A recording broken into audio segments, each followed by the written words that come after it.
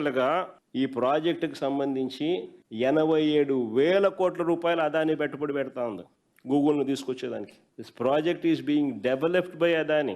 $10 billion ఖర్చు చేసి 87,000 కోట్ల రూపాయలు ఖర్చు చేసి గూగుల్ను తీసుకొచ్చే కార్యక్రమం జరుగుతుంది ఇక్కడ. The entirety of the project is being constructed by Adani.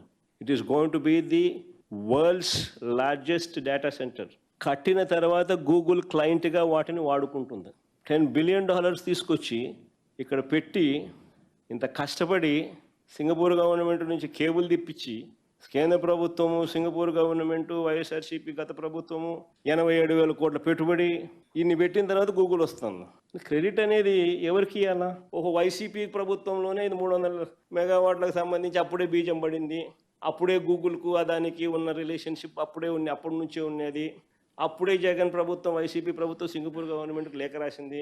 అప్పుడే కేంద్ర ప్రభుత్వం ఇన్వాల్వ్ అయ్యి, సింగపూర్ ప్రభుత్వం ఇన్వాల్వ్ అయ్యి, అదాని ఇన్వాల్వ్ అయ్యి, వైఎస్ఆర్ ప్రభుత్వం ఇన్వాల్వ్ అయ్యి, ఇంతమంది ఇన్వాల్వ్ అయ్యి ఈ డేటా సెంటర్ను గూగుల్ని ఇక్కడ తీసుకొచ్చే గొప్ప కార్యక్రమానికి బీజం పడింది అని చెప్పడానికి చంద్రబాబు నాయుడు హెసిటేట్ చేసినాడు. ఎందుకంటే క్రెడిట్ ఇవ్వడానికి ఇష్టంలా.